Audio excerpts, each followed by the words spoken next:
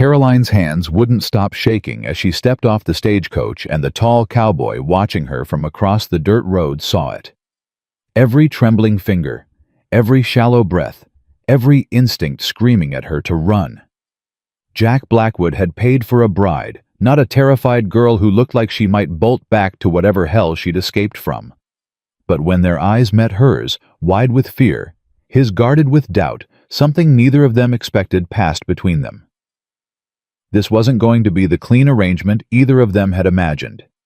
This was going to hurt. Before we continue, please subscribe to our channel and watch this story all the way to the end. Comment below with the city you're watching from so I can see how far this story has traveled. Jack didn't move. He stood there with his hat pulled low, dust settling around his boots, watching this woman who was supposed to be his wife freeze like a deer that had spotted the hunter. Her dress was worn thin at the sleeves, patched badly at the hem, and she clutched a single battered carpetbag like it held every possession she owned in this world, which it probably did. "You Caroline Porter?" She flinched at his voice. Actually flinched. Yes. The word came out barely above a whisper. Jack felt something tighten in his chest. Anger, maybe, or disappointment. He'd written to a woman who'd seemed strong in her letters, someone who could handle ranch life, who wanted a partnership. The woman standing in front of him looked like she'd shatter if he spoke too loud. "I'm Jackson Blackwood. Folks call me Jack." "I know." She still hadn't moved from the stagecoach step. The driver cleared his throat behind her. "Ma'am, I got a schedule to keep." Caroline jerked forward like she'd been pushed, nearly stumbling. Jack's hand shot out instinctively, catching her elbow, and she yanked away so fast she dropped her bag. It hit the ground, split open, and what few belongings she had spilled into the dirt. "I'm sorry." She dropped to her knees, scrambling to gather everything. "I'm sorry, I didn't mean." "Stop apologizing." She went completely still, hands frozen over a worn nightgown. Jack crouched down, picked up the bag, started putting things back in it. A hairbrush with half the bristles missing. 2 dresses that had been mended more times than they'd been worn new. A small wooden box that rattled when he lifted it. "Don't touch that." The fear in her voice had shifted to something sharper. He handed it to her without opening it. Wasn't going to. Their fingers brushed when she took it, and she pulled back like he'd burned her. Jack stood, offered his hand to help her up. She ignored it, got to her feet on her own, clutching that box against her chest. "The wagon's over there." He nodded toward the street. "Ranch is about an hour out." "All right." She followed him at a distance. Not beside him, not even close to beside him, like she was a prisoner being led to her cell. The ride out started in silence so thick Jack could hear every creak of the wagon wheels, every shift of Caroline's weight on the seat beside him, though beside wasn't accurate. She'd pressed herself as far to the other side of the bench as physics would allow. "Letters didn't mention you were afraid of men." Her head snapped toward him. "I'm not afraid." "You're shaking so hard I can hear your teeth rattling." "I'm cold." "It's 70 degrees. She turned away, jaw set. "Then maybe I'm just not used to being questioned about every breath I take." There it was. The woman from the letters. The one with some spine. Fair enough. Jack kept his eyes on the road. "But if we're going to make this work, you're going to have to stop looking at me like I'm about to hit you." The silence that followed was different. Heavier. "How do you know what that look is?" Her voice had gone quiet again, but there was something in it now. Something that recognized something in him. "I know." She didn't ask how. He didn't offer. They rode another mile before she spoke again. "What happened to your first wife?" Jack's hands tightened on the reins. "Consumption. Took her slow. Took her mean." "Did you love her?" "Yes." "Do you still?" He glanced at her then. Really looked at her. She wasn't as young as he'd first thought. There were lines around her eyes, not from laughter. Her hair, dark and pulled back severe, had streaks of gray she hadn't earned from age. "I love what we had. Don't love what it turned into at the end. Don't love being alone in that house remembering it." Caroline nodded slowly. "That's honest. You asked an honest question. Most men don't answer those." Most men are fools. She almost smiled. Almost. Then it died on her lips like it had been slapped away. The ranch came into view as the sun started dropping behind the mountains. It wasn't much a sturdy house, a barn that needed paint corrals and outbuildings scattered across land that stretched to the horizon. But it was clean, orderly, the kind of place a man built when he had more time than money and more pride than sense. This is it. Jack pulled the wagon to a stop in front of the house. Caroline stared at it like she was memorizing every detail, every escape route. There's a spare room upstairs. You'll sleep there until... He trailed off, not sure how to finish that sentence. Until you decide if you want to send me back. Until you decide if you want to stay. She looked at him, then really looked at him, and for the first time since she'd stepped off that stagecoach, the fear in her eyes shifted to something else. Confusion, maybe, or the beginning of something that might in time become trust. I don't have anywhere else to go. That's not a reason to stay. It's the only reason I have. Jack climbed down from the wagon, grabbed her bag, and started toward the house. He didn't offer to help her down this time. She managed on her own, following him up the porch steps with those same careful, measured movements. Inside the house was dark until he lit the lamps. The furniture was simple but well made. Everything had its place. Nothing extra, nothing wasted. Kitchen's through there, he pointed. Pumps out back. Privy's past the barn. Your room's upstairs, first door on the left. I'm across the hall. Breakfast is at dawn. We'll figure out the rest as we go. Caroline set her bag down, still holding that wooden box. What do you expect from me? What do you mean? I mean, what did you pay for? What do I owe you? The way she asked it made Jack's stomach turn. Like she was tallying a debt. Like she'd done this calculation before. You don't owe me anything. You're here because we both needed something different than what we had. We'll work the ranch together, share the load, see if this life suits us both. If it doesn't, you're free to leave. Just like that. Just like that. She didn't believe him. He could see it in every line of her body. I'll make dinner. She said it like she was stating a fact, not offering. You don't have to. Yes, I do. She cut him off, and there was something in her voice that told him arguing would be useless. That's what wives do. She walked into the kitchen before he could tell her that wasn't what he wanted. That he'd cooked his own meals for 3 years and managed just fine. That he didn't need a servant. But she was already opening cupboards, checking the pantry, moving around the space with the efficiency of someone who'd learned to make herself useful or suffer the consequences. Jack left her to it. Went outside to tend to the horses, put the wagon away, do all the evening chores that needed doing. When he came back an hour later, there was food on the table, and Caroline was standing by the stove perfectly still, waiting. Sit down. She sat, poured him coffee without asking if he wanted any, waited for him to start eating before she touched her own plate. This is good. It was. Better than good. The woman could cook. Thank you. Where'd you learn? My stepfather liked his meals on time and made right. The way she said stepfather made Jack set his fork down. He the reason you're here? He's one of them. Who are the others? Caroline's hands had started shaking again.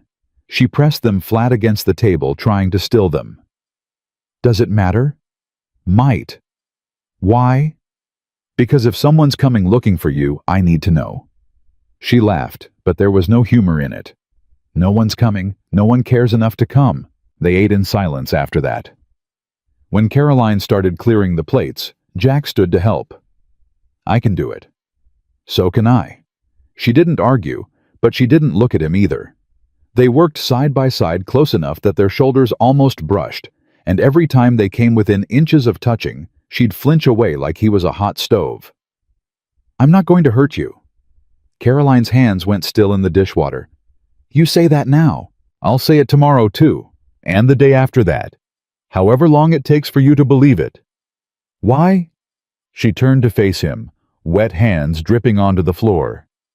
Why would you do that? Because I remember what it's like to be afraid all the time, and I remember what it took for someone to make me stop. Who? My wife. Before she got sick. She found me after the war when I was—" He stopped, shook his head. "Different kind of fear than yours, maybe, but fear all the same." Caroline searched his face like she was looking for the lie, for the trap. When she didn't find it, something in her shoulders loosened. Just a fraction. "I'll try not to be afraid of you. That's all I'm asking." She nodded, turned back to the dishes. They finished cleaning in silence that felt different than before. Less hostile, less desperate. When Caroline went upstairs, Jack gave her space. Sat on the porch with coffee he didn't drink, listening to the sounds of her moving around in the room above him. Footsteps crossing and recrossing the floor. Drawers opening. The creak of the bed frame when she finally lay down. Then nothing. He waited another hour before going inside. Stood at the bottom of the stairs listening. No sound from her room. He wondered if she was sleeping or just lying there terrified in the dark, wondering what kind of man she'd traded her old hell for. In the morning, Jack woke to the smell of coffee and found Caroline already in the kitchen, dressed and cooking breakfast, like she'd been up for hours, which she probably had been. "You didn't have to get up this early." "I always get up early." She set a plate in front of him without meeting his eyes. Eggs, bacon. Biscuits that looked better than anything he'd managed in 3 years of cooking for himself. "Thank you." "You're welcome." She sat across from him with her own plate, eating in small, precise bites. "I need to ride the north fence line today. Check for breaks. You can come if you want, or you can stay here." Caroline's fork paused halfway to her mouth. "You're giving me a choice." "Why wouldn't I? Most men don't." "I'm not most men." She studied him for a long moment, then nodded. "I'll come. You ride some. Some meaning you'll stay on the horse, or some meaning you'll fall off and break your neck."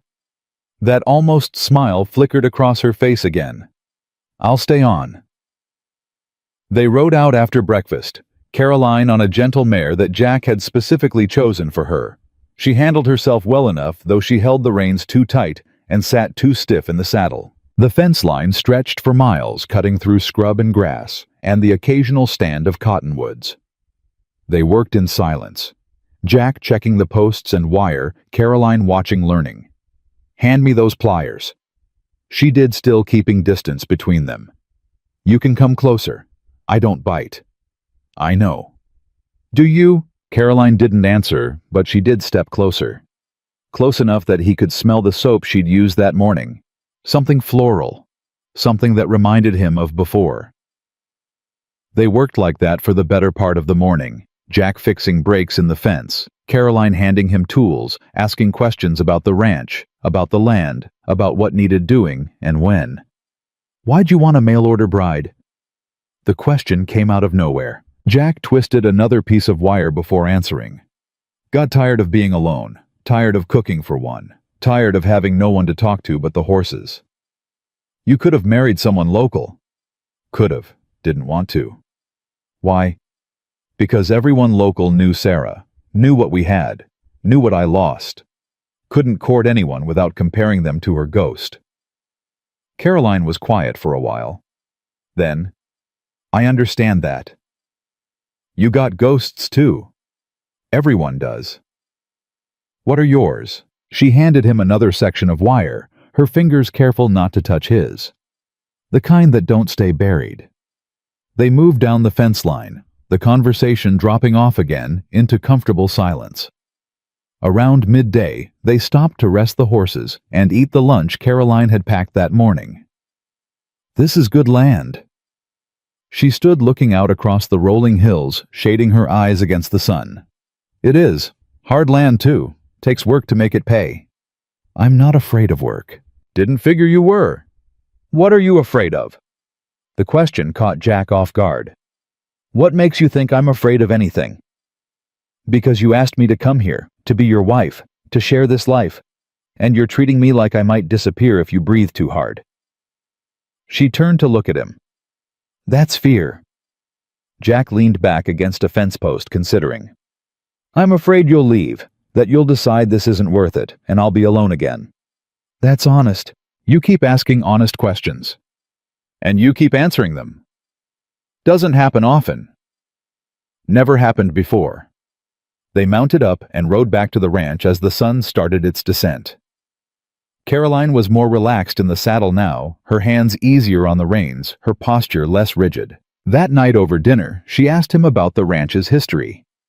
Jack told her about his father building the place from nothing, about his mother dying when he was young, about Sarah coming here as a school teacher and staying as his wife. She loved this place. He pushed food around his plate. Loved what it could be. What we were going to make it. And then she got sick. Caroline set her fork down. My mother died when I was 8. Fever took her fast. My father remarried 6 months later. Your stepfather? Yes. The one who taught you to be afraid. She didn't answer, but she didn't have to. He hit you. Among other things. Jack's hands clenched into fists under the table. Where is he now? Dead. Heart gave out last winter. Good. Caroline's eyes snapped up to meet his. You mean that? Yes. Most people would say I should forgive him, that he was family. Most people are fools. Some men don't deserve forgiveness. Something changed in Caroline's face then. Some wall that had been holding firm started to crack. Not break, not yet, but crack. I was afraid you'd be like him. I know. I'm still afraid. I know that too. But less than yesterday. Jack nodded. That's something. They cleared the dishes together again, working in the same careful proximity they'd managed the night before. When Caroline headed upstairs, Jack caught her hand, gentle, loose enough that she could pull away if she wanted. Thank you for giving this a chance, for giving me a chance. Caroline looked down at where his fingers circled her wrist. Not holding, just touching. You're welcome. She pulled her hand free but slowly. Not in fear, just in caution. Progress. Over the next few days, they fell into a rhythm. Up at dawn, breakfast together, work during the day, sometimes separate, sometimes side-by-side dinner together. Evenings on the porch, talking until the stars came out. Caroline started asking more questions. About the ranch, about the cattle, about how to handle the horses, how to mend tack, how to read the weather in the clouds rolling in from the mountains. Jack started asking questions too. Careful ones. About where she'd grown up, what she'd wanted to be before life got in the way. What made her laugh, though she couldn't seem to remember the last time she had. I used to paint. She told him one evening, her voice soft. Watercolors mostly. Flowers and birds. My mother taught me. What happened to your supplies? My stepfather burned them, said they were a waste of time. I could get you more, if you wanted. Caroline turned to look at him. Surprise clear on her face. Why would you do that? Because you want them, because it would make you happy. That's reason enough. She didn't say yes, but she didn't say no either. That night, Jack lay in bed listening to her move around across the hall. The same restless patterns he'd heard every night. The pacing, the long silences, the occasional sound that might have been crying. He wanted to go to her, to tell her she was safe now, that whatever nightmares were chasing her couldn't reach her here. But he knew that pushing would only make her run, so he waited. And the next morning, when she came downstairs with her hair braided loose instead of pulled tight, when she smiled, really smiled at something he said over breakfast, Jack felt something shift in his chest. Hope, maybe. Or the beginning of something that looked a lot like it. That hope lasted exactly 3 days before everything went to hell. Caroline was in the barn mucking stalls when Jack found her, and the moment he walked in she knew something was wrong. His face had gone pale, his jaw set in that way she'd learned meant he was working hard to keep something contained. There's a man at the house asking for you. Her pitchfork clattered to the ground. What? Says his name's Thomas Porter, says he's your brother. The blood drained from Caroline's face so fast, Jack thought she might faint. He moved toward her, but she backed away, shaking her head. No, that's not possible. Thomas wouldn't, he can't be here. He's on the porch. Been waiting about 10 minutes. Did you tell him I was here? Didn't have to. He already knew. Caroline's breathing had gone shallow and quick. What does he want? Says he needs to talk to you. Says it's family business. I don't have any family business. Her voice cracked on the last word. Jack stepped closer, slow and careful. You want me to send him away? Yes. No, I don't. She pressed her hands to her face. I don't know. Caroline, look at me. She did, and the terror in her eyes made Jack's gut twist. Is he dangerous? Not like that. Not the way you mean. Then what way? She shook her head, unable or unwilling to answer. You don't have to see him if you don't want to. I'll tell him to leave. He can't make you do anything. You don't understand. Thomas doesn't make people do things. He convinces them. He talks and talks until you can't remember why you ever said no in the first place. Jack held out his hand. Then we'll go talk to him together. And every time he says something that makes you doubt yourself, you look at me. I'll help you remember. Caroline stared at his hand like it was a lifeline thrown to a drowning woman. Then she took it, her fingers cold and trembling in his. They walked to the house together, Caroline's grip tightening with every step. The man on the porch stood when he saw them, and Jack sized him up in an instant. Mid-30s, well-dressed, smooth smile that didn't reach his eyes. The kind of man who sold things people didn't need and made them grateful for the privilege. Caroline. He opened his arms like he expected her to run into them. It's so good to see you. She didn't move. Thomas, aren't you going to introduce me to your husband? His eyes slid to Jack, assessing, calculating. This is Jackson Blackwood. Jack, this is my half-brother Thomas.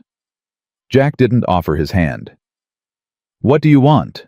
Thomas's smile faltered. That's rather rude for someone who's never met me. Answer the question. I'm here to see my sister, to make sure she's all right. When she left so suddenly, we were all very worried. We... Caroline's voice was barely audible. The family. What's left of it anyway? There is no family. Not anymore. That's a harsh thing to say, Caroline, especially after everything we've been through together. Jack felt Caroline's hand tighten in his. She asked you a question. Who's we? Thomas sighed, the picture of wounded patience. Our Aunt Margaret, our cousins, the people who care about Caroline and want to make sure she's safe. She's safe. Jack's voice was flat. Now you can leave. I'd like to hear that from her if you don't mind. I do mind. Jack. Caroline's voice was small, but steady. It's all right. Let him say what he came to say. Thomas's smile widened. Thank you, Caroline. You always were the reasonable one. He gestured to the porch chairs. Shall we sit? No. Caroline stayed exactly where she was. Say what you need to say and go. The smile slipped a fraction. All right then. Aunt Margaret is sick.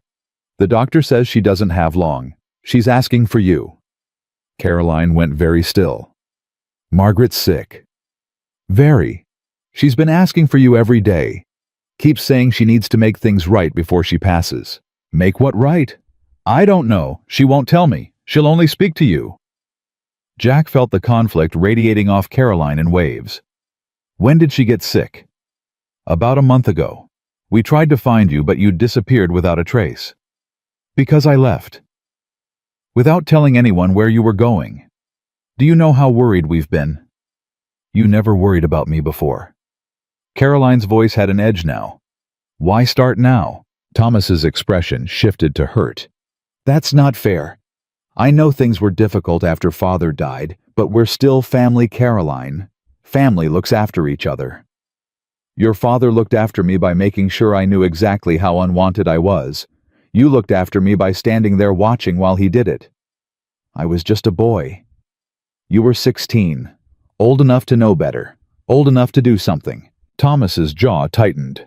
I'm not here to argue about the past. I'm here because Margaret is dying and she wants to see you. Is that so unreasonable? Caroline looked up at Jack, and he could see the war happening behind her eyes. The part of her that wanted to refuse to protect herself, and the part that couldn't ignore a dying woman's request, even if that woman had failed her too. How long does she have? A week, maybe 2. Where is she? Still in Denver, at the house. That's 4 days' travel from here. I have a wagon. We could leave tomorrow. Jack's voice could have cut glass. Well, I assumed Caroline would need an escort. She has an escort. Me. Thomas looked between them, something calculating in his expression. Of course. I meant no offense.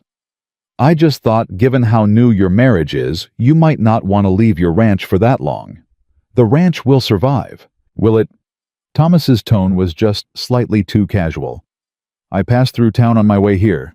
Heard you've been having trouble with your cattle. Something about ticks. Jack went very still. Where'd you hear that? The general store. People talk. He shrugged. Seems like a bad time to leave for a week or more, especially with Roundup coming. How do you know about Roundup? I grew up around ranches. Father had land before he sold it. Thomas turned to Caroline. You could come with me, just for a few days. Say goodbye to Margaret, come right back. Your husband could stay here, tend to his ranch, and you'd be home before he even missed you. No. Jack's voice was absolute. I wasn't asking you. I don't care. The answer's no. Thomas's smile was all teeth now. Caroline, do you let your husband make all your decisions for you? That doesn't sound like the independent woman I remember. Caroline's hand slipped out of Jack's. Don't. Don't what? Point out that you've traded one controlling man for another. Thomas, stop. I'm just trying to help you see clearly. You ran away from Father's house to escape his control. Now you're in another man's house, following his rules, doing what he tells you. How is this any different? It's different because I chose this. But her voice wavered. Did you just run to the first man who offered you an escape? Jack took a step forward. You need to leave, now, or what you'll throw me off your property. Very chivalrous. Thomas looked at Caroline. Is this what you want? A man who solves problems with his fists. I haven't touched you. Yet. Thomas held his ground. Caroline, I'm staying at the hotel in town. I'll be there for 2 more days. If you want to see Margaret before she dies, come find me. If not... He shrugged. I'll tell her you couldn't be bothered. That's not fair. Life isn't fair, sister. You of all people should know that. He tipped his hat to Jack. Nice meeting you, Blackwood. Take care of my sister. She's more fragile than she looks. He walked to his horse, mounted up, and rode away without looking back. Caroline stood frozen on the porch, her whole body trembling. He's lying. Jack's voice was rough. About Margaret, about all of it. Maybe. Not maybe, definitely. Men like that don't do anything without an angle. You don't know him. I know enough. I've met 100 Thomas Porters. They're all the same. Caroline turned to face him, and there were tears on her cheeks. What if he's not lying? What if Margaret really is dying, and I'm the only one who can give her peace? Then she should have given you peace when you needed it. She tried, in her own way. Not hard enough. You don't understand. Then explain it to me. Caroline sank down onto the porch steps, her head in her hands. Margaret was my mother's sister. When my mother died, she wanted to take me in, but my father wouldn't let her. Said I was his daughter, and he'd raise me as he saw fit. When he remarried and things got bad, I wrote to her, begged her to help me. She wrote back saying she couldn't go against my father's wishes, that it wasn't her place. So she abandoned you. She was afraid. My stepfather was... Caroline's voice broke. He was the kind of man people were afraid of. And your brother? Thomas did what he always does, protected himself first. So why would you trust anything he says now? Because maybe people change. Maybe Margaret regrets what she didn't do. Maybe she wants to make it right before she dies. Or maybe Thomas needs something from you, and he's using a dying woman as bait. Caroline looked up at him, her eyes red. What could he possibly need from me? I don't know, but I'm going to find out. How? I'm going into town, going to ask some questions. Jack, you're not going to Denver with him, Caroline. I don't care if Margaret's on her deathbed or dancing a jig. You're not getting in a wagon with that man. You can't tell me what to do. I'm not telling you. I'm asking you. Please don't go with him. If you want to see Margaret, we'll go together, after I figure out what game your brother's playing." Caroline wiped her eyes. "What if there's no game? What if I'm just being paranoid?" "Then I'll apologize for doubting him. But I don't think that's what's going to happen." Jack rode into town an hour later, leaving Caroline at the ranch with strict instructions to stay put and not let anyone on the property. She'd agreed, though the look in her eyes told him she was still torn. The hotel was easy enough to find. Small town only had one. Thomas was in the saloon next door drinking whiskey and playing cards with three men who looked like they'd rather be anywhere else. Jack watched through the window for a few minutes, seeing how Thomas worked. The easy laugh, the self-deprecating jokes, the way he let the other men win just enough to keep them in the game. Classic con man. He waited until Thomas left the saloon, then followed him into the alley behind the hotel. "We need to talk." Thomas spun around his hand, going to his jacket where a gun probably sat. When he saw Jack, he relaxed, smiled. "Mr. Blackwood, I didn't expect to see you here. What do you want from Caroline?" "I told you, Margaret wants to see her." "Try again." "I don't know what you mean." Jack closed the distance between them, slow and deliberate. "You show up out of nowhere with a convenient sob story about a dying relative. You try to separate Caroline from me. You make sure she feels guilty enough to come running. That's not family concern, that's manipulation. You have a very suspicious mind. I have a realistic mind. Men like you don't do anything without a reason. What's yours?" Thomas's smile faded. "You really want to know?" "Yes." "Fine. There's an inheritance. From our stepfather. A considerable one. But the will stipulates that both his children have to be present to claim it. Caroline's share and mine." "Caroline's not his child." "Legally she was. He adopted her when he married her mother. So you need her to get your money. Our money, she'd get half. And you came all this way to tell her that?" "No. I came all this way because if she doesn't show up within 30 days of his death, her share goes to charity. My share goes to charity. Everything we're owed gone." "When did he die?" 3 weeks ago. "So you've got 1 week left." 6 days, actually." Jack studied him. "What about Margaret?"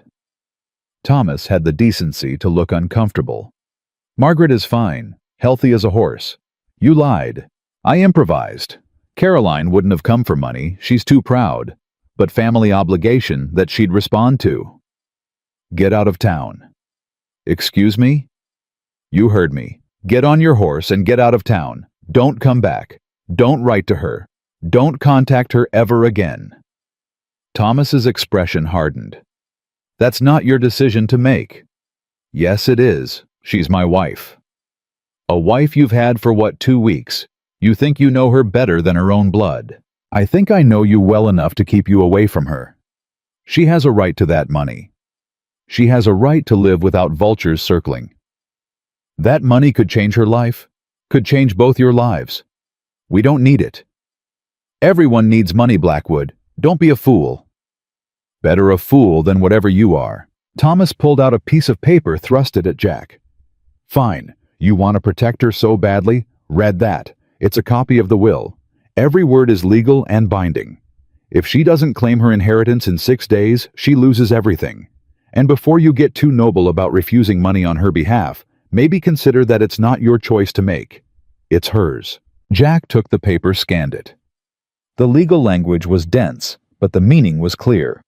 Caroline was entitled to $15,000 a fortune, but only if she traveled to Denver and signed the papers before the deadline. "Why didn't you just tell her the truth?" "Because she hates me. She hates all of us. And she'd rather die poor than take anything from our stepfather's estate, even though she's the one who earned it, who survived him." "Earned it how?" Thomas's face went cold. "You really don't know what he did to her, do you?" "I know enough." "No, you don't. Because if you did, you'd understand why that money is the least of what she's owed. Why I'm trying to make sure she gets it even if she never forgives me for standing by while it happened. Guilt's a terrible motivator. So is watching your sister live in fear for the rest of her life because she's too stubborn to take what's rightfully hers. Jack folded the paper, put it in his pocket. I'll talk to her and tell her what the truth. Always. She won't believe you. She'll think I put you up to it. Then I'll show her the will. Let her decide. Thomas nodded slowly.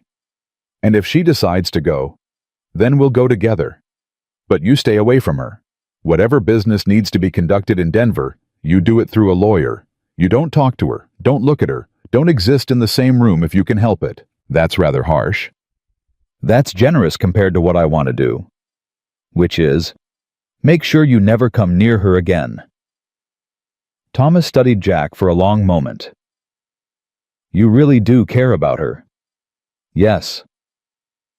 It won't be enough, you know. Whatever you feel for her, whatever you think you can give her, it won't be enough to fix what was broken. I'm not trying to fix her. I'm trying to stand beside her while she fixes herself. Romantic sentiment. Reality's different. I'll take my chances.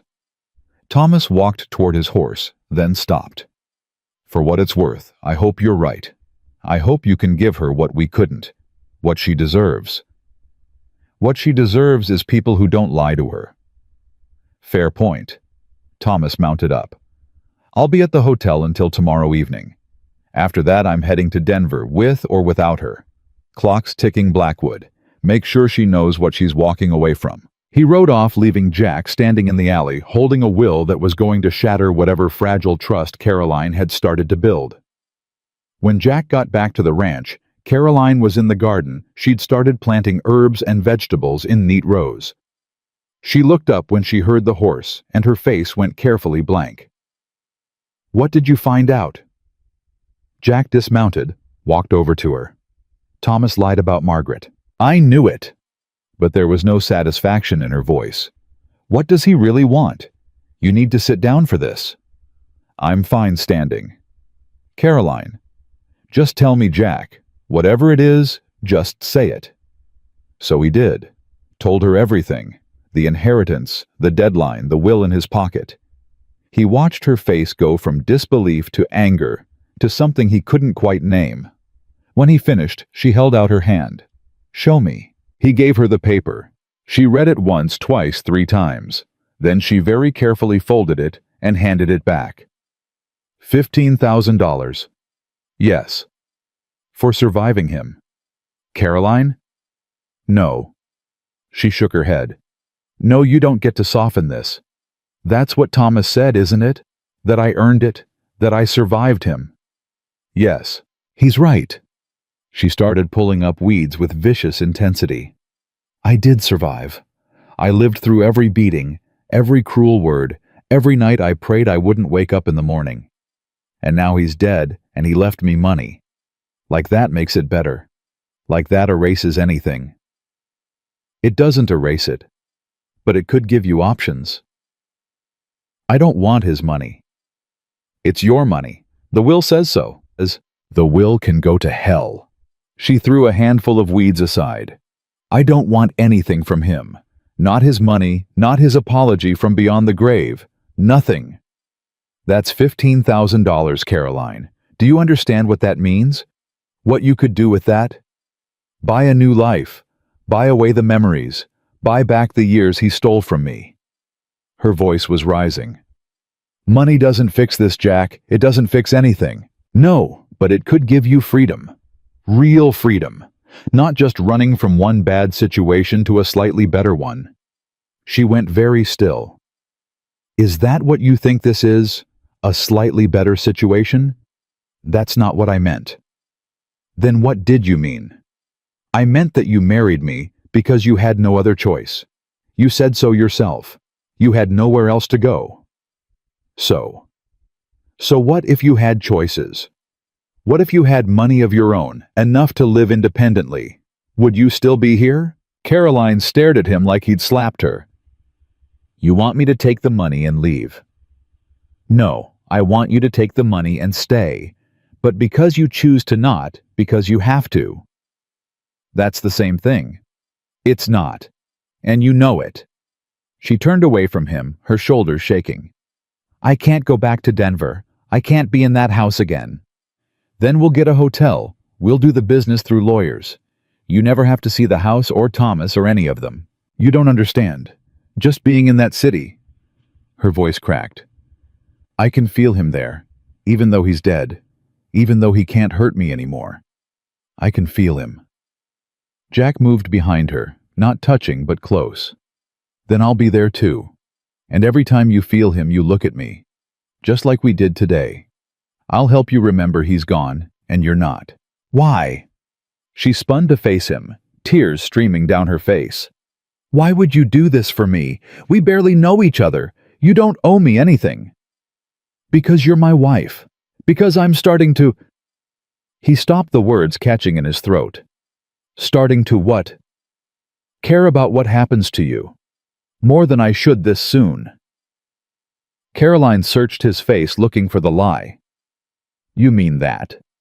Yes. Even though I'm broken. Even though I come with more ghosts than a graveyard. You're not broken. You're surviving. There's a difference. She laughed, but it was bitter. You don't know everything I survived. You don't know what he... She stopped, shook her head. You don't know. Then tell me. I can't. Why? Because if I tell you, you'll look at me different. You'll see me different. And I can't. Her voice broke completely. I can't lose this. Not yet. Not before I've even had a chance to believe it's real. Jack stepped closer, slowly raised his hand to her face. She flinched, then forced herself to hold still. His palm cupped her cheek, his thumb wiping away tears. Nothing you tell me will change how I see you. You can't promise that.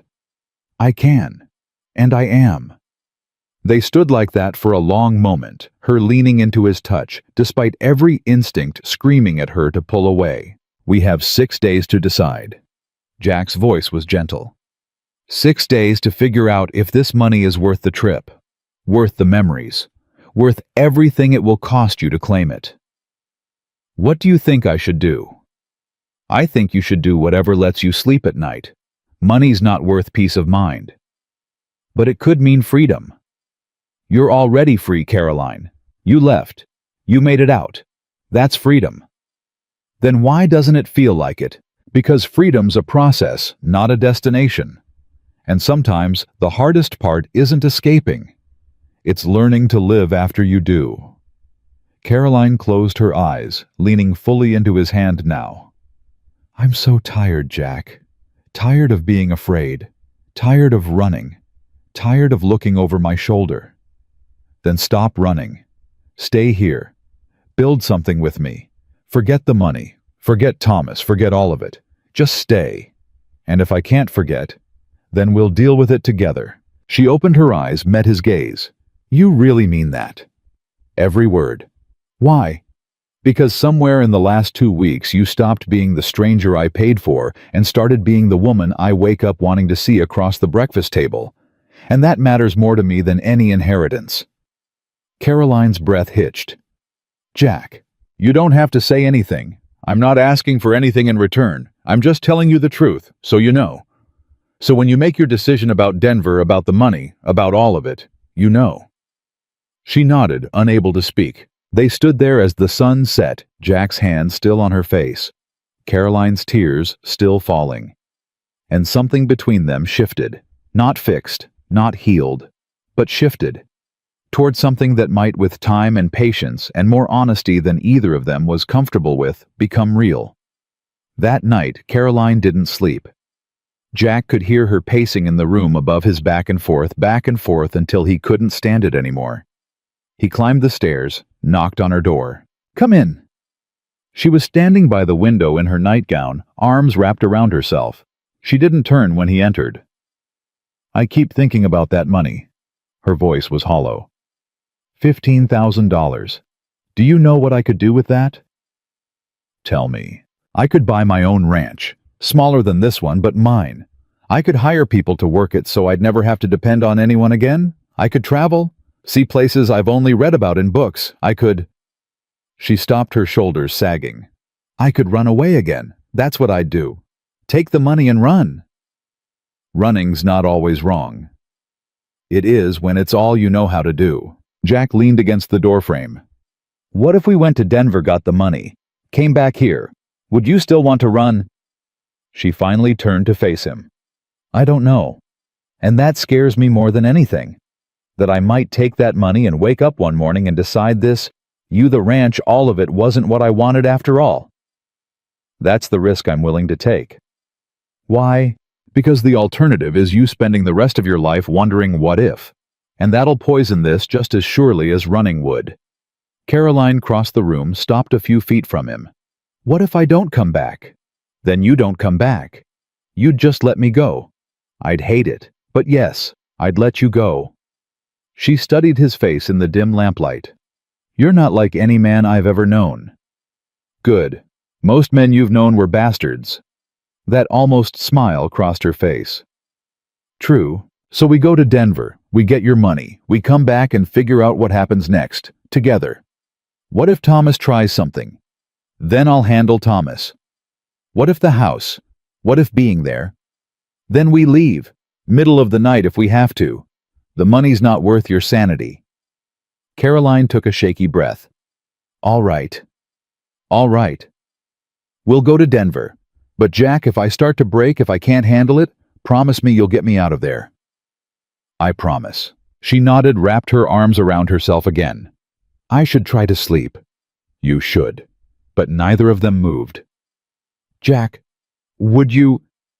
She stopped, shook her head. Never mind. It's foolish. What? Would you stay? Just until I fall asleep. I know it's not proper, but I'll stay. Relief washed over her face.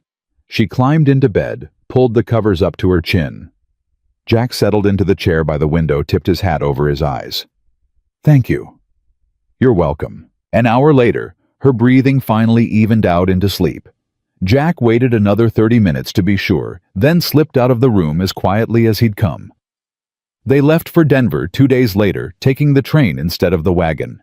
Caroline had said she couldn't bear 4 days on the road with nothing but her own thoughts. Jack agreed, though the train tickets cut deep into his savings. Thomas was waiting at the Denver station when they arrived, looking surprised to see Jack beside Caroline. I didn't think you'd come. He directed the comment to Caroline, ignoring Jack entirely. I'm here for the money, not for you. Fair enough. Thomas gestured to a waiting carriage. I've arranged for rooms at the Benson Hotel. Separate rooms, of course. We'll find our own accommodations. Jack's tone left no room for argument. The will reading is tomorrow at 10. Attorney's office on Larimer Street. Don't be late. Caroline climbed into the carriage without responding. Jack followed, and they rode through Denver in silence.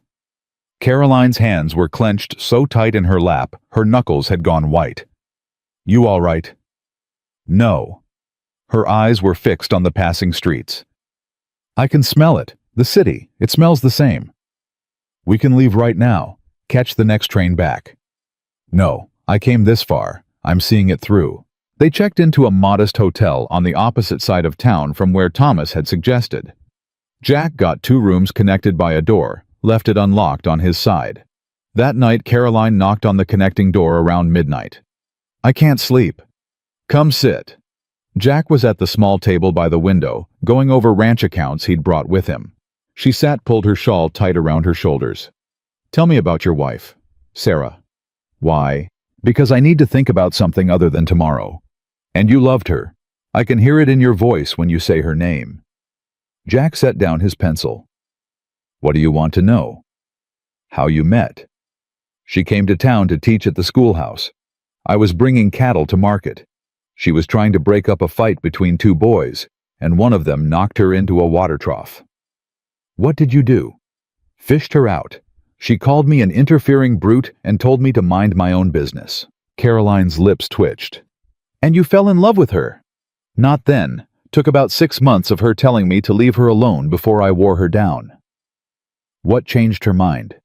Her schoolhouse burned down. Lightning strike. She lost everything, her books, her supplies, months of her students' work. I helped rebuild it. Spent every evening for 3 months working on that building while she supervised and told me I was doing everything wrong. Were you? Probably. But by the time we finished, she'd stopped calling me an interfering brute and started calling me Jack. And then I asked her to marry me, and she said yes. We had 5 good years before she got sick, 2 bad ones after. Do you regret the bad years? Jack looked at her sharply. No. Why would I? Because watching someone you love die that changes you, makes you afraid to love again. Is that what you think I'm afraid of? Aren't you? He considered the question. Maybe I was, before you came, but watching Sarah die taught me something important. What? That loving someone is worth the pain of losing them, every time, no matter what. Caroline's eyes filled with tears. I don't know if I'm brave enough to believe that. You don't have to believe it yet. Just don't close yourself off from the possibility. She wiped her eyes, stood. I should go. Let you sleep. Caroline. Yes. Whatever happens tomorrow, you're not alone in this. Remember that. She nodded, slipped back through the connecting door. The attorney's office was exactly the kind of place Caroline had been dreading. Dark wood paneling, leather chairs, the smell of old paper and older money. Thomas was already there, along with a man Caroline didn't recognize. This is Mr. Whitmore. Thomas made the introduction. Father's business partner. Whitmore stood, offered his hand to Jack, ignored Caroline completely. Blackwood. Heard you married young Caroline here. Brave man. Jack didn't shake his hand. Why's that? Well, given her history.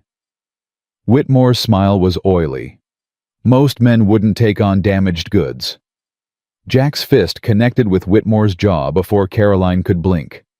The man went down hard, his chair clattering backward. Jack! Caroline grabbed his arm. He's not worth it. Thomas pulled Whitmore to his feet. Get out. You can't. I'm executor of the estate. You're a drunk and a fool. My father kept you around because you were useful, not because you were competent. You're not needed here. Get out before Blackwood breaks more than your jaw. Whitmore stumbled out holding his face. The attorney cleared his throat. Shall we proceed? Yes. Thomas took a seat, gestured for Caroline and Jack to do the same. Let's get this over with. The will reading was straightforward. Caroline's stepfather had left his estate divided between his 2 legal children, Thomas and Caroline, $15,000 each plus their choice of personal property from the house. There's one condition.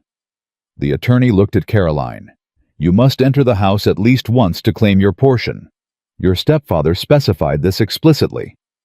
Caroline went pale. Why? I don't know, Miss Porter. I'm simply reading the terms of the will. That's cruel. Jack's voice was hard. Making her go back to that house. Nevertheless, those are the terms. If Miss Porter excuse me, Mrs. Blackwood refuses to enter the house, her portion will be forfeited to charity. Then I forfeit it. Caroline stood. I'm not going in that house. Caroline, wait. Thomas stood too. Just walk in. Stand in the hallway for 30 seconds. That satisfies the will. No. It's $15,000. I don't care. You should care. Thomas moved closer. Do you know why Father put that clause in the will? Do you know what he was doing? Punishing me. Even from the grave. No. Thomas's voice was gentler than Caroline had ever heard it. He was giving you a chance to face what happened. To walk into that house as a free woman instead of a terrified girl.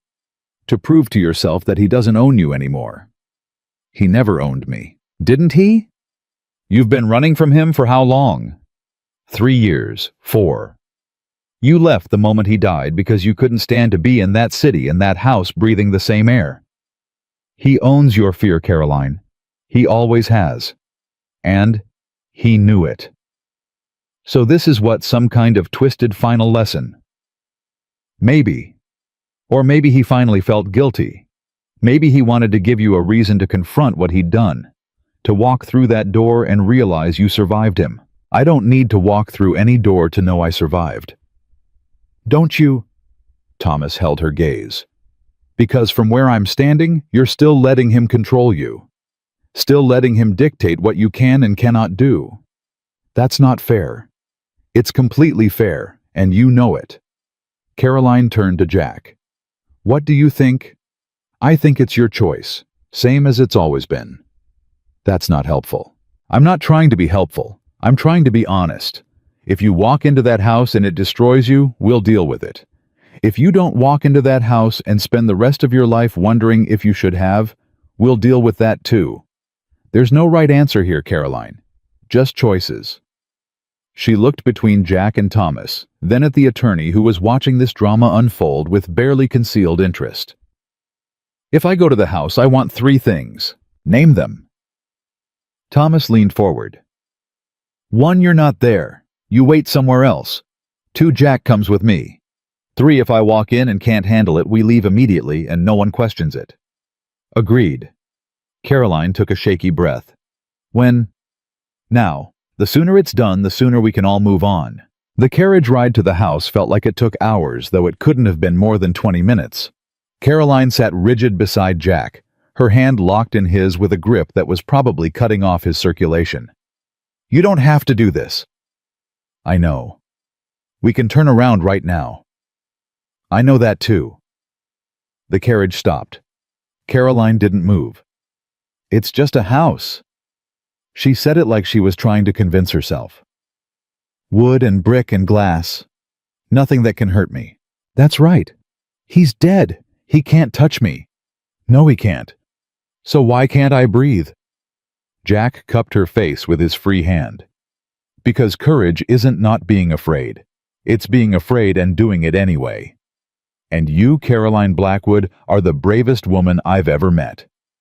I'm not. You are. You survived that man for years. You survived losing your mother, losing your childhood, losing every sense of safety you should have had. You survived it all, and you're still here, still fighting. That's not weakness. That's strength. Tears were streaming down her face now. What if I walk in there and I break? Then I'll help put you back together. What if I can't be put back together? You can, and you will, because you're not that scared girl anymore. You're a woman who crossed half the country to start over, who married a stranger for a chance at something better, who's standing here right now about to walk into her worst nightmare for a chance at freedom. That's not broken, Caroline. That's the opposite of broken. She pressed her forehead to his, breathing hard. I can't do this alone. Good thing you're not alone. They climbed out of the carriage together. The house loomed in front of them, a perfectly ordinary 2-story home with a wraparound porch and shuttered windows. Nothing sinister about it. Nothing that screamed of the horrors that had happened inside. Caroline stopped at the foot of the porch steps. He used to make me wait here. After. She couldn't finish. He'd make me stand here and count to 100 before I could go to my room. Said it taught me discipline. Jack's jaw clenched so hard, Caroline heard his teeth grind. Let's get this over with. She climbed the steps, each one seeming to take more effort than the last. The front door was unlocked. Thomas must have arranged it. Caroline's hand shook as she reached for the knob. I'm right here. She nodded, turned the knob, pushed the door open. The smell hit her first. Wood polish and pipe tobacco, and something underneath it all that made her stomach turn. The hallway was exactly as she remembered, narrow, dark, the stairs leading up on the left, the parlor door on the right. Caroline took one step inside, then another. Her breathing had gone ragged. That's far enough. Jack's voice was steady. You're in. Will's satisfied. We can go. But Caroline kept walking.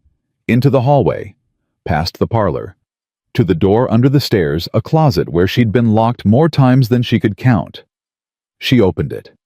Empty. Nothing but darkness and dust and the smell of mildew. He used to lock me in here when I displeased him. Sometimes for hours. Sometimes overnight. Her voice was eerily calm. I used to pray someone would let me out. Anyone. But Thomas would walk right past and Margaret would pretend she didn't hear me crying, and my stepfather would leave me there until he decided I'd learned my lesson. Caroline. I thought I'd die in this closet. Really believed it. That one day he'd lock me in and forget about me and I'd just disappear. She closed the door, turned to face Jack. But I didn't die. I survived. And now he's the one who's gone, and I'm still here. Something in her face had changed. The fear was still there, but there was something else now too. Something harder, stronger. I want to see his room. You don't have to.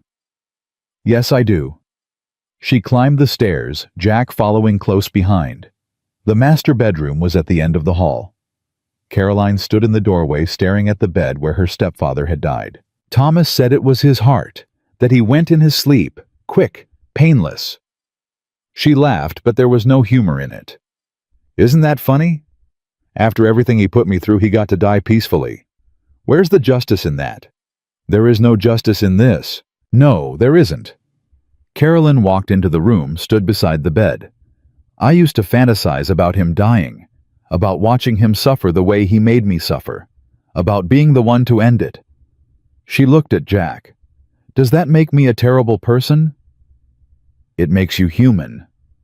I wanted to kill him, more than once, came close to trying, but I was too afraid.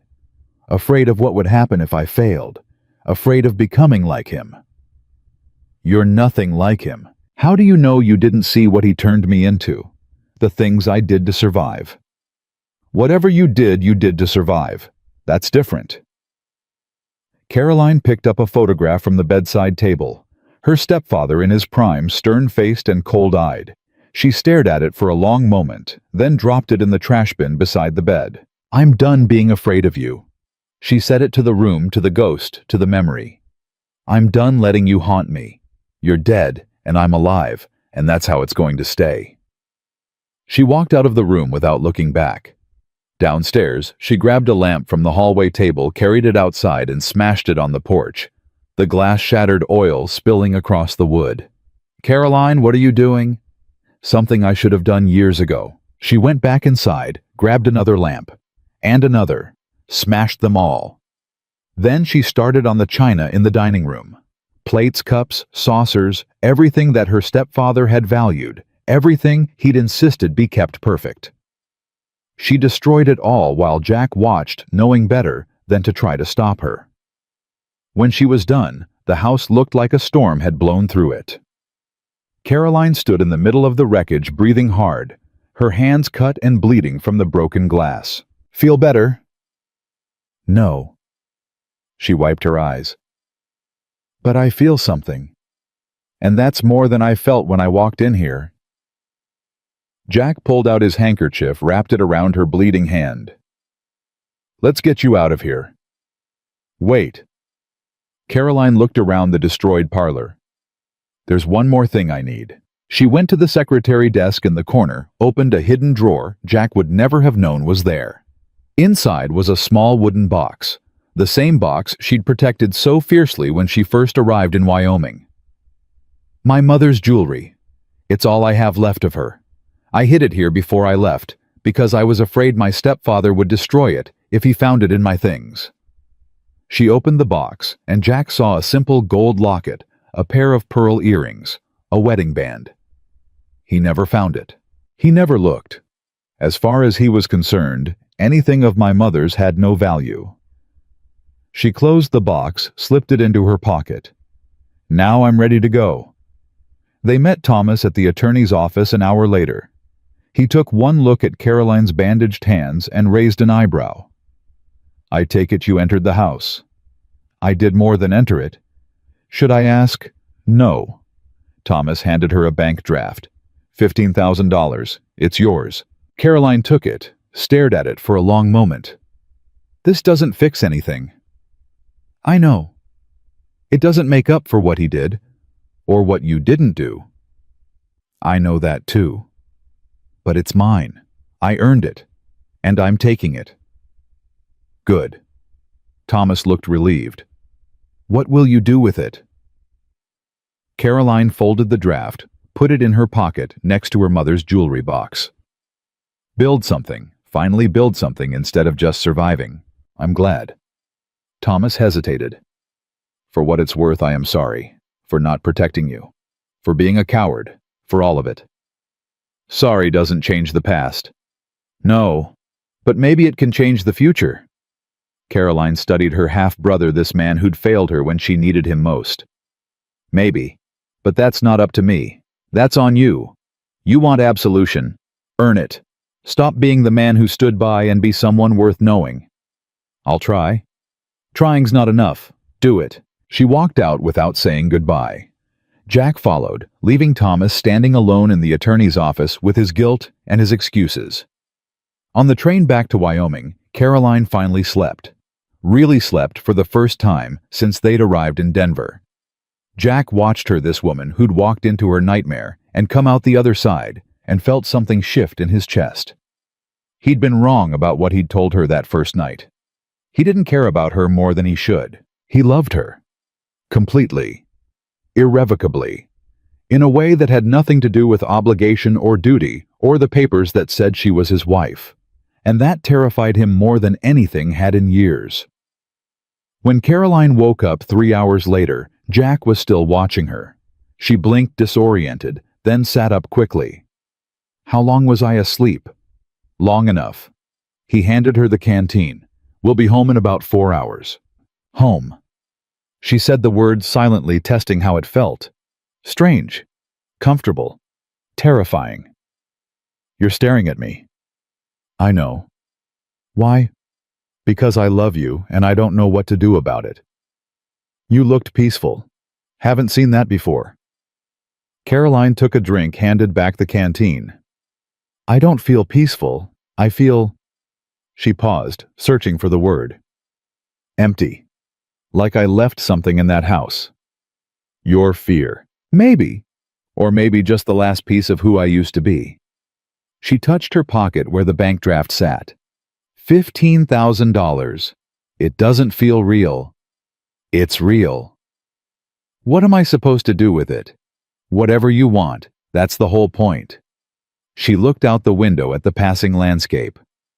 What if I don't know what I want? Then you figure it out. No rush. Isn't there? She turned to face him. That money makes me independent, Jack. Makes me someone who doesn't need you or your ranch or this marriage. Doesn't that worry you? Should it? Most men would say yes. I'm not most men. No. Her voice was soft. You're really not. They sat in silence for a while, the rhythm of the train filling the space between them. Then Caroline spoke again, so quietly Jack almost missed it. I'm afraid of what comes next. Why? Because in Denver, I had a purpose.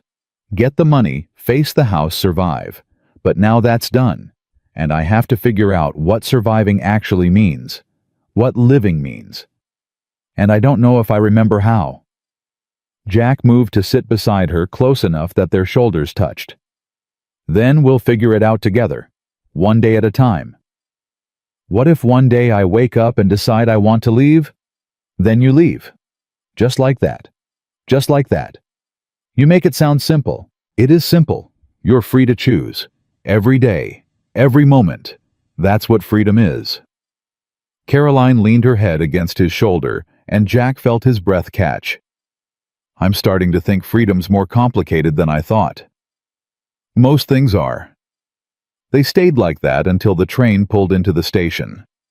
The ranch looked exactly as they'd left it, but Caroline felt different walking up to the house, like she'd shed a skin somewhere between Denver and here. That night, over dinner, Jack asked what she wanted to do with the money. I've been thinking about that. Caroline pushed food around her plate. I want to invest in the ranch. Make improvements. Hire help so we're not working ourselves to death every day. It's your money.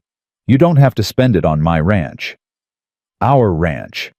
The words came out before she could stop them. I mean, if that's... Say it again. What? Say our ranch again. Want to hear how it sounds. Caroline felt heat rise to her cheeks. Our ranch. Better. Jack's smile was genuine. And yes, if you want to invest, I won't stop you. But Caroline, make sure you're doing it because you want to, not because you think you owe me something. I don't think I owe you. I think I want to build something that's mine, ours, something that can't be taken away. All right then. We'll talk to the bank tomorrow about what improvements make sense. But the next morning, everything changed. Jack came in from the barn, white-faced and shaking. Caroline looked up from the stove, immediately alarmed. What's wrong? The cattle. Half of them are sick. Some kind of fever. Jenkins found 3 dead already. Oh, God.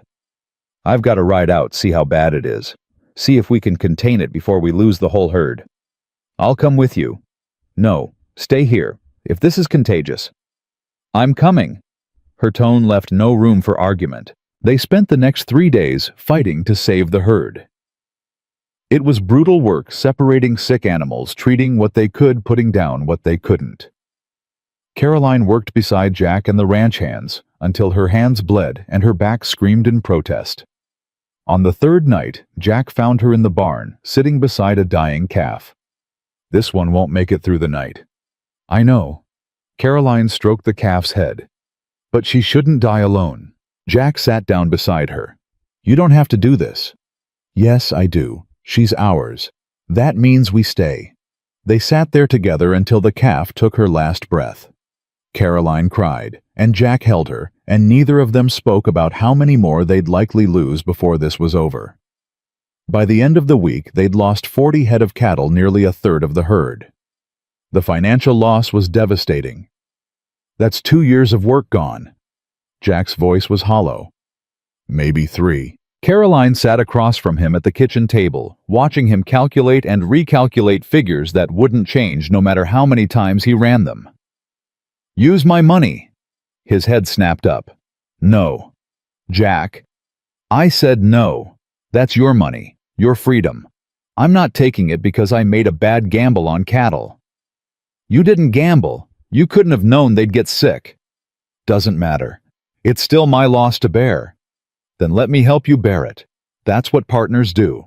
We're not partners, not really. He stopped, seemed to be struggling with something. We're a convenience, an arrangement. You don't owe me anything.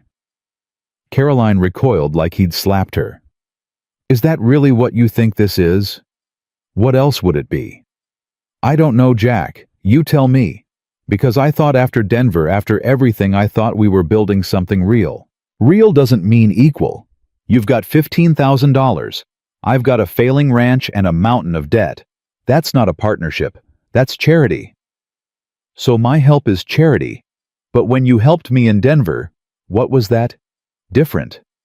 How? Because you needed help. I'm supposed to provide it. I'm your husband. Caroline stood so fast her chair fell backward. And I'm your wife. But apparently that only matters when it's convenient for your pride. This isn't about pride. Yes, it is. It's about you being too stubborn to accept help from someone who actually cares about what happens to you. You don't care about me. You care about this ranch because it's your safe place. There's a difference.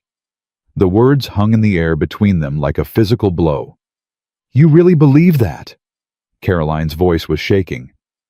After everything, you really think I'm just using you? I think you're confused. I think Denver stirred up a lot of emotions, and you're grateful I was there, but that's not the same as... As what? Say it, Jack. What are you so afraid of? I'm not afraid. You're terrified. You're so scared that I might actually feel something for you, that you're pushing me away before I get the chance to leave on my own. That's not what I'm doing. Then what are you doing? Because from where I'm standing, you're sabotaging the one good thing either of us has found in years. Jack stood, grabbed his hat. I need to check on the herd. It's midnight. I don't care. Jack, don't walk away from this. Watch me. He was out the door before she could stop him. Caroline stood in the empty kitchen, shaking with anger and hurt, and realized she was crying. She didn't see him for 2 days. He slept in the barn, came in for meals when she wasn't there, avoided her completely. Caroline threw herself into ranch work, pushing her body until exhaustion was the only thing she could feel. On the third day, she found him fixing fence on the north pasture. "We need to talk." "Nothing to talk about." "Then I'll talk and you'll listen." She dismounted, walked over to where he was working. "I'm investing in this ranch whether you like it or not. I've already spoken to the bank. They're drawing up papers to make me a partner. 50-50 split on everything." Jack's jaw clenched. "You had no right." "I had every right.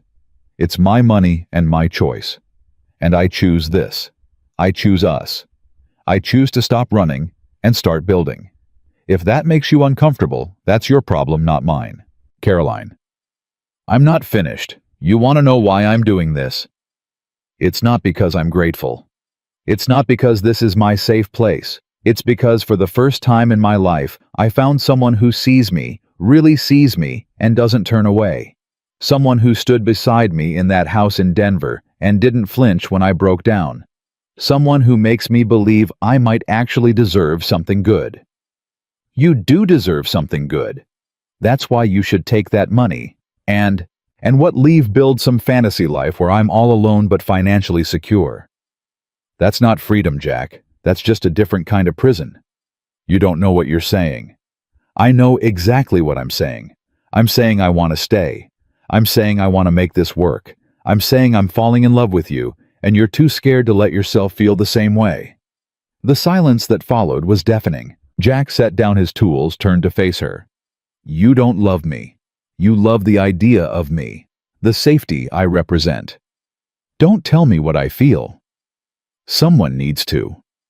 Because you're making decisions based on emotions that won't last. And when they fade, when you realize I'm just a broke rancher with more problems than solutions, you'll regret tying yourself to me. You're doing it again, making decisions for me, deciding what I can and cannot handle. I'm trying to protect you. From what? From you. From a life that might actually make me happy. I don't need that kind of protection. Jack, I need a partner who trusts me enough to let me make my own mistakes. And if loving me is a mistake, then it's my mistake to make. But I don't think it is. I think you're the best decision I've ever made. I think this ranch, this life, this chance we have, I think it's all worth fighting for. The question is, do you? Jack stared at her, something warring behind his eyes. I can't give you what you need. What do I need? Security, stability, a man who's got his life together. I need honesty. I need someone who doesn't lie to me or themselves. I need you, Jack. Broke ranch and all.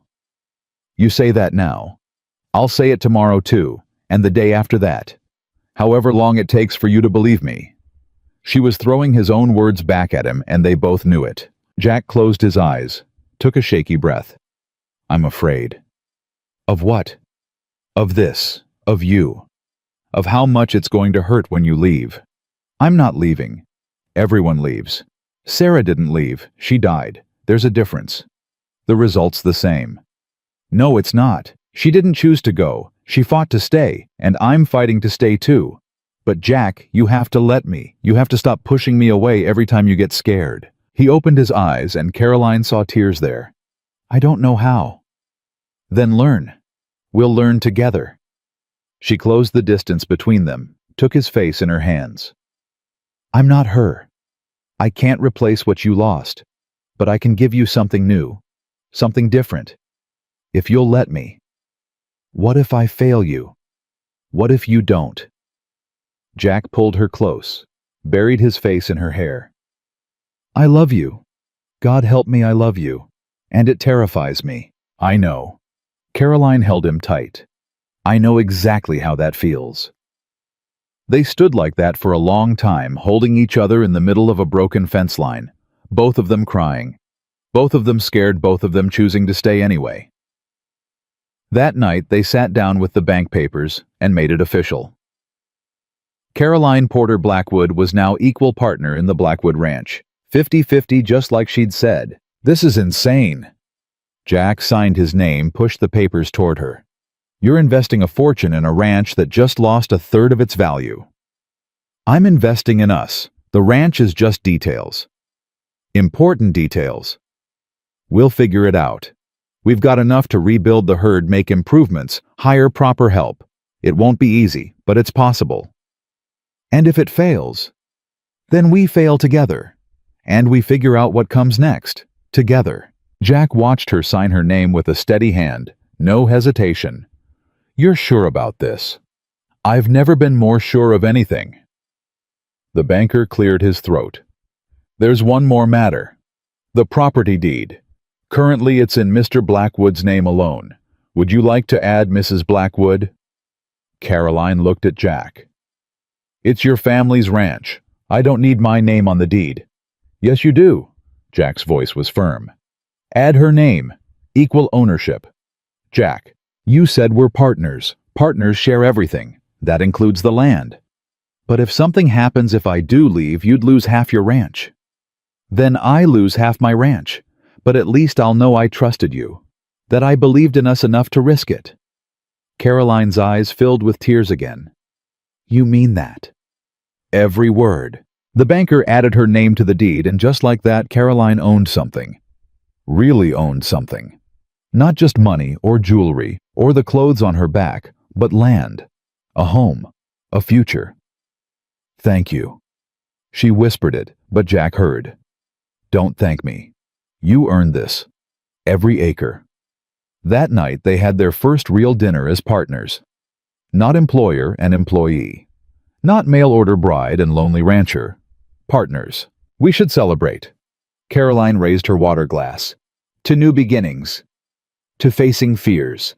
Jack clinked his glass against hers. And choosing to stay anyway. They drank, and something between them settled.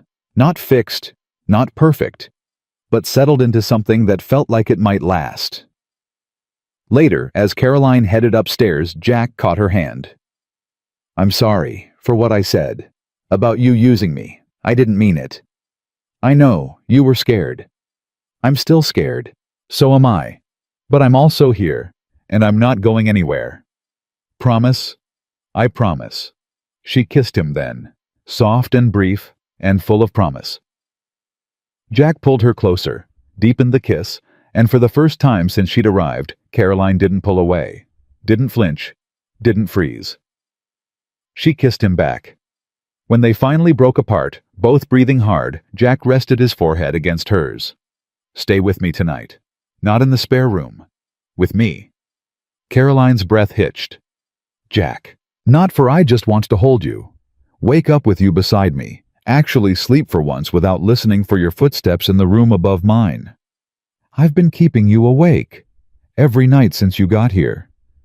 I didn't know. Well, now you do. So stay. Please. Caroline nodded, unable to speak. They went upstairs together, and for the first time, Caroline slept in Jack's bed. He held her like she was something precious, something he was afraid might disappear, and she let him. Let herself be held. Let herself feel safe. In the middle of the night, she woke from a nightmare. Her stepfather's face, his hands the smell of that closet under the stairs. She jerked awake with a gasp, and Jack was already there. You're safe. You're here. He's gone. I can still feel him. Even now. Even after everything. I know. But Caroline, look at me. Really look at me. She did. He's dead. You're alive. You're in Wyoming in our house in our bed. And I'm right here. I'm not going anywhere. Neither are you. This is real. What you had in Denver was a nightmare. This is real. Carolyn pressed her face against his chest, breathing in the smell of him soap and leather and wood smoke. Real. Present. Safe. Tell me something true. Something that has nothing to do with the past. Jack thought for a moment. I want to build a bigger barn, add stalls for breeding horses. I think we could make good money on quality stock. Keep going. I want to plant an apple orchard on that south field. My mother used to make apple pie that would make grown men cry.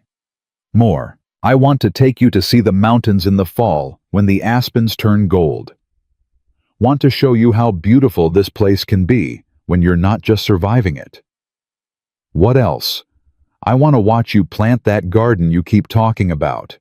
Want to see what you grow when you're not afraid someone's going to destroy it. Jack, I want years with you, Caroline. Decades. Want to grow old on this ranch watching you become the woman you were always meant to be.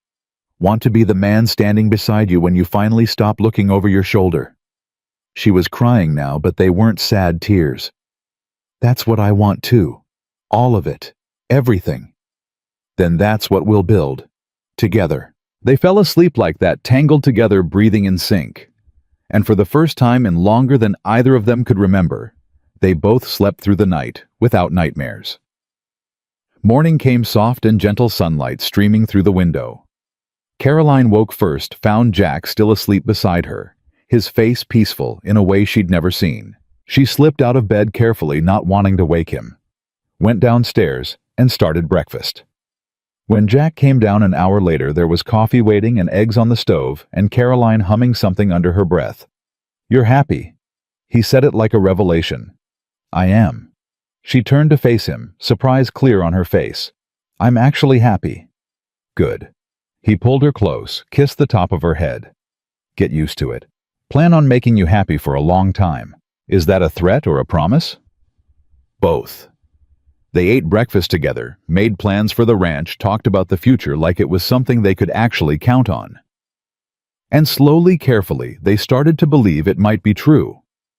That happiness lasted exactly 2 weeks before the storm hit, and not the metaphorical kind. Caroline was in the barn when the sky turned that particular shade of green that made every rancher's blood run cold. She looked up, saw the clouds churning, and ran for the house. "Jack!" He was already coming out, eyes on the horizon.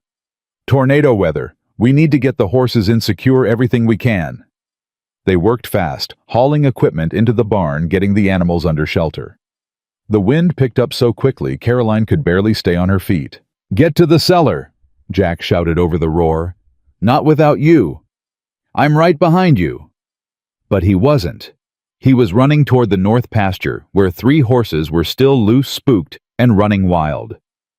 "Jack, no." He didn't stop. Caroline watched him disappear into the swirling dust and made a decision that would have terrified her 3 months ago.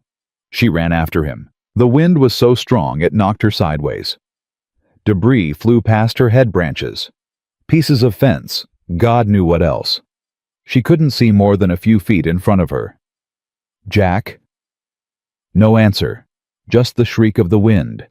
She found him trying to corner a panicked mare, the other 2 horses already racing toward the barn. He saw Caroline and his face went white with fury. "What the hell are you doing out here? Helping you. I told you to get to the cellar. And I told you I'm not going anywhere without you. Now stop arguing and let's get this horse." They worked together. Jack on one side, Caroline on the other, slowly backing the mare toward the barn. The wind was getting worse, the sky darker.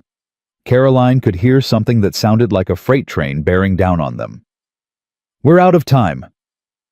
Jack grabbed the mare's halter, started pulling. "Run." They ran. The 3 of them, Jack, Caroline, and the terrified horse, racing against a wall of wind that was trying to tear them apart. Caroline's lungs burned, her legs screamed, but she kept running. They made it to the barn, just as the tornado touched down half a mile away. Jack shoved the horse into a stall, grabbed Caroline, and pulled her down behind a stack of hay bales. "If this barn goes, we go with it. You should have stayed in the cellar. If you died out here alone, I'd never forgive myself. Or you." The tornado roared past so close, the barn shook like it was made of paper. Wood splintered. The roof groaned. Caroline buried her face in Jack's chest and prayed. Then, as quickly as it had come, it was gone. They sat there for a full minute, neither one moving before Jack finally spoke. "That was the stupidest, bravest thing anyone's ever done for me." "You're welcome." "I'm serious, Caroline. You could have died. So could you. That's the point. We're in this together, for better or worse. Remember." "I remember. But I didn't think worse would include you chasing me into a tornado." "Then you don't know me very well yet." He pulled back to look at her face. "I'm starting to." The barn had held, but barely. When they emerged, the damage was clear. The north fence was destroyed. 2 of the outbuildings were gone completely. The chicken coop was scattered across 3 acres, but the house was still standing. The main barn was intact, and they were alive. Could have been worse. Jack surveyed the destruction with a rancher's practical eye. Could have been better. True, but we're breathing, that's something. They spent the next week rebuilding. Caroline worked beside Jack and the ranch hands, hammering and sawing and hauling lumber until her hands were covered in blisters. She didn't complain, didn't ask for special treatment, just worked. On the 8th day, Jack found her sitting on what was left of the north fence, staring at the horizon. "You all right?" "I'm thinking. About how 3 months ago, a storm like that would have sent me into a panic, would have triggered every bad memory, every fear, every instinct to hide. But this time," she paused, "this time I ran toward it. Toward you. Toward the thing that scared me. That was reckless. It was love." She turned to face him. "I love you, Jack. Not because you saved me, or gave me a home, or made me feel safe. I love you because you're stubborn and honest and you see me as strong even when I don't see it myself. And I'd run into 100 tornadoes if it meant keeping you alive." Jack sat down beside her, took her hand. "I love you too. So much it scares me sometimes." "Good. Being scared means you care."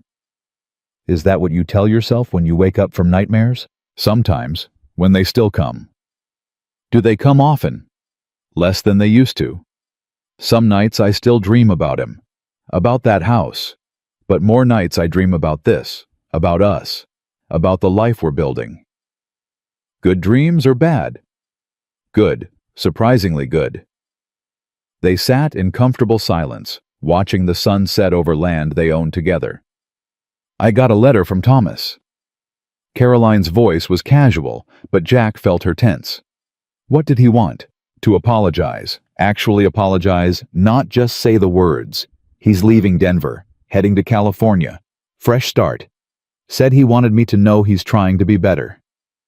"You believe him?" "I don't know. Maybe. Does it matter?" "Depends. Do you need his redemption?" Caroline considered the question. "No, I don't. Whatever peace Thomas finds, that's his journey. Mine is here." "You sure about that?" "Completely." She squeezed his hand. "For the first time in my life, I'm exactly where I want to be. With exactly who I want to be with. That's not something I'm willing to gamble on. Even with $15,000 in the bank. Even with $50,000. Money's just money, Jack. This..." She gestured to the ranch, to him, to everything they'd built. "This is real. This matters." Jack pulled her close, kissed her forehead. "You matter. To me. More than anything. I know. Took me a while to believe it, but I know." They walked back to the house together as darkness fell. Inside, Caroline had dinner waiting. She'd gotten good at timing things, at knowing when Jack would be hungry, at reading his moods. "We got an offer on the cattle." Jack said it between bites. "Thompson from the next county over. Wants to buy 50 head if we can deliver by fall." "Can we?" "With the new stock we bought, and the calves from spring, yeah. We can. Profit won't be huge, but it'll put us back in the black." "Then we do it." "You sure that's a lot of work between now and September?" "I'm sure. We didn't invest all that money just to play it safe." Jack smiled. "You sound like a real rancher." "I am a real rancher. Half owner, remember." "How could I forget? You remind me every time we disagree about something."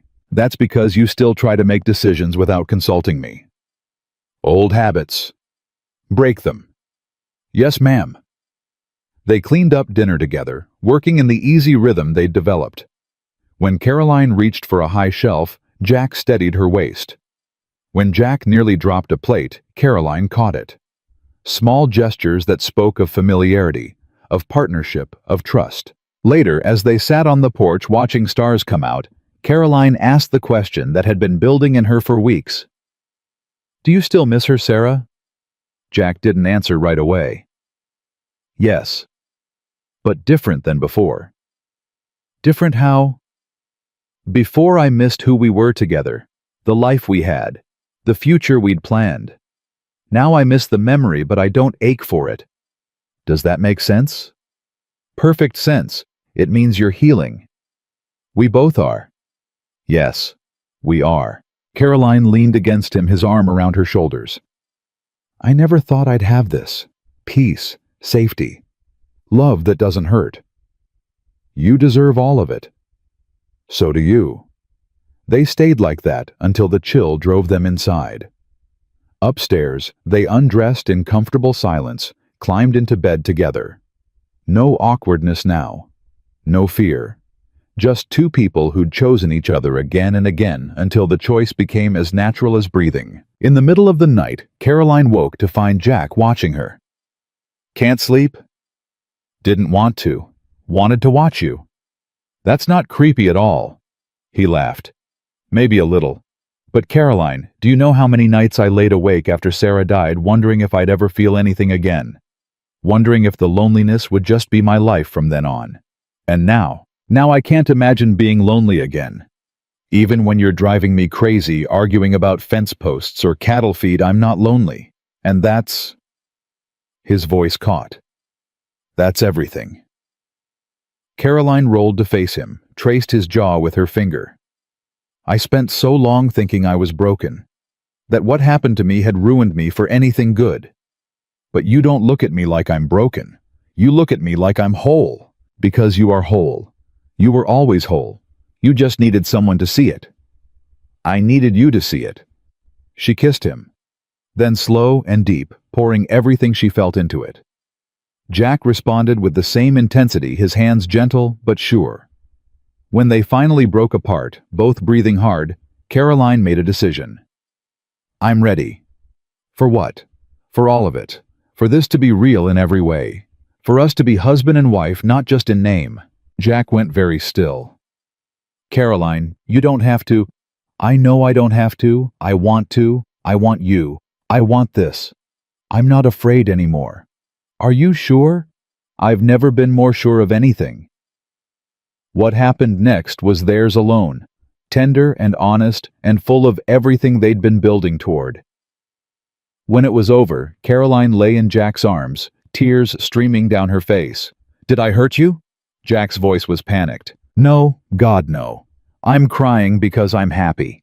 Because for the first time in my life, being touched didn't feel like something I had to endure. It felt like something I wanted. Something beautiful. Jack held her tighter. I love you. So damn much. I love you too. Thank you. For what? For being patient. For waiting until I was ready. For making me feel safe enough to want this. You never have to thank me for that. They fell asleep tangled together, and when Caroline dreamed that night, it was only of good things. The months that followed were the happiest of Caroline's life. The ranch prospered. They delivered the cattle to Thompson on time and used the profit to make more improvements. Caroline planted her garden and watched it grow. Jack built the new barn he'd talked about and started breeding horses. They fought sometimes about money, about work, about stupid things that didn't matter. But they always made up, always talked it through, always chose each other. One evening in late fall, as they sat on the porch watching the aspens turn gold, just like Jack had promised, Caroline felt something shift inside her. A final piece clicking into place. I'm not afraid anymore. Jack looked at her. Of what? Of anything. Of storms. Of the past. Of the future. Of loving you. I'm just not afraid. When did that happen? I don't know. Somewhere between the tornado and today. Somewhere between being the woman who stepped off that stagecoach shaking with fear and being the woman who owns half a ranch and can outwork most of the men we hire. You've always been that woman. You just needed to see it. Maybe, or maybe I needed you to believe in me until I could believe in myself. I'll always believe in you. I know. That's why I'm not afraid. A few weeks later, Caroline got a letter. The handwriting made her freeze. It's from Margaret. She stared at the envelope like it might bite her. Your Aunt Margaret. The one Thomas lied about. Yes. Caroline opened it with shaking hands, read quickly. She's apologizing. Says she heard what happened with the will with Thomas with all of it. Says she was wrong to turn her back on me when I needed help. She wants to visit, to make amends. What do you want to do? Caroline thought about it for a long moment. I want to tell her no. I want to say it's too late, that I don't need her apology or her presence in my life. But I also know what it's like to need forgiveness, to be trying to be better than who you were. And maybe giving her a chance is the final piece of letting go. So she can visit. Yes, but she stays in town, and if she says one word that makes me uncomfortable, she leaves. Those are my terms. Fair enough. Margaret came 2 weeks later. She was older than Caroline remembered, smaller, diminished somehow. They met at the hotel restaurant in town. Margaret stood when Caroline entered, and the first words out of her mouth were, "I'm so sorry." Caroline sat down across from her. "Tell me why you didn't help me." "I was afraid. Your stepfather he was a powerful man. A frightening man. And I convinced myself that intervening would only make things worse for you. That was a lie you told yourself to feel better about your cowardice." Margaret flinched. "Yes, it was. He beat me. Did you know that?" "I suspected." "And you did nothing." "I did nothing. And I've regretted it every day since your mother died. But regret doesn't change the past. It doesn't undo what I failed to do." Caroline felt Jack's presence beside her. He'd insisted on coming standing guard in case she needed him. She reached for his hand without looking. "No, it doesn't. But it can change the future. Can you live with never being part of my life again? Because that's what happens if you can't be honest about what you did or didn't do." Margaret's eyes filled with tears. "I can't change who I was. But I can tell you the truth. I was weak. I chose my own safety over your well-being. And there's no excuse for that. None. No, there isn't. I don't expect forgiveness. I just wanted you to know that I see what I did, what I failed to do, and I'm sorry." Caroline studied her aunt, this woman who'd failed her when she needed help most, and felt something unexpected. Not forgiveness exactly, but release. "I'm not ready to forgive you. Maybe I never will be. But I can accept your apology, and I can tell you that I'm happy now, that I built a life despite everything, and that you have no power over me anymore. None of them do. I can see that. You look strong, whole." "I am whole. I always was. I just didn't know it." Margaret nodded, wiped her eyes. "Your mother would be proud of you." "Yes, she would." They talked for another hour, not about the past, about Caroline's life now, the ranch, Jack, the future she was building. And when they parted, Caroline felt lighter. "You all right?" Jack asked as they rode home. "I'm better than all right. I'm free. Really, truly free." "How does it feel?" "Like I can finally breathe all the way down to my bones." That night, Caroline stood in front of the mirror in their bedroom studying her reflection. She looked different than the woman who'd arrived here 6 months ago. Stronger. Healthier. The fear that had lived in her eyes had been replaced by something else. Confidence. Peace. Love. Jack came up behind her, wrapped his arms around her waist. "What are you thinking about?" "About how far I've come. About who I was and who I am now. And I like who I am now. I like who we are together." "So do I." She turned in his arms, looked up at him. "Thank you." "For what?" "For seeing me. For waiting for me. For loving me, even when I didn't think I could be loved. You were always easy to love, Caroline. You just needed to believe you deserved it. I believe it now. Good. Because I plan on loving you for the rest of my life. Hope you're ready for that." "I'm ready for everything. As long as it's with you." They stood there holding each other, two people who'd found each other when they both needed saving. Two people who'd chosen to fight for something real instead of settling for something safe. 6 months later, as spring returned to Wyoming, Caroline stood in her garden planting vegetables while Jack worked on the new horse barn. She paused, one hand on her stomach, feeling the flutter of life growing inside her. She hadn't told him yet, wanted to be sure, but now she was sure. Jack. He looked up from his work, saw something in her face and came running. What's wrong? Nothing's wrong, everything's right. She took his hand, placed it on her stomach. We're going to have a baby. Jack's face went through a dozen emotions in as many seconds. Shock, fear, joy, wonder. You're sure? I'm sure. The doctor confirmed it yesterday when I was in town. Caroline. His voice broke. We're having a baby. Yes, we are. He picked her up, spun her around, both of them laughing. When he set her down, they were both crying. I'm going to be a father. And I'm going to be a mother, a real mother. The kind my mother was, the kind who protects and loves and never ever makes her child feel afraid. You're going to be an amazing mother. We're going to be amazing parents, together. They stood there in the garden surrounded by growing things, and Caroline felt the last piece of her old life fall away. She wasn't running anymore, wasn't hiding, wasn't afraid. She was home. That night, as they lay in bed talking about names and nurseries and the future, Jack said something that made Caroline's heart swell. You know what the best part of all this is? What? Our child is going to grow up knowing they're loved, knowing they're safe, knowing they have parents who chose each other, who fought for each other, who built something real together. That's the legacy we're giving them. Not money or land or any of that. Love. Real, honest, hard-won love. Yes. Caroline pressed her hand to her stomach. That's exactly what we're giving them. Months passed. Caroline's body changed, growing round with life. Jack hovered protective and anxious, driving her crazy with his constant worrying. I'm pregnant, not dying. I know, but nothing. I'm healthy. The baby's healthy. Stop acting like I'm going to break. Can't help it.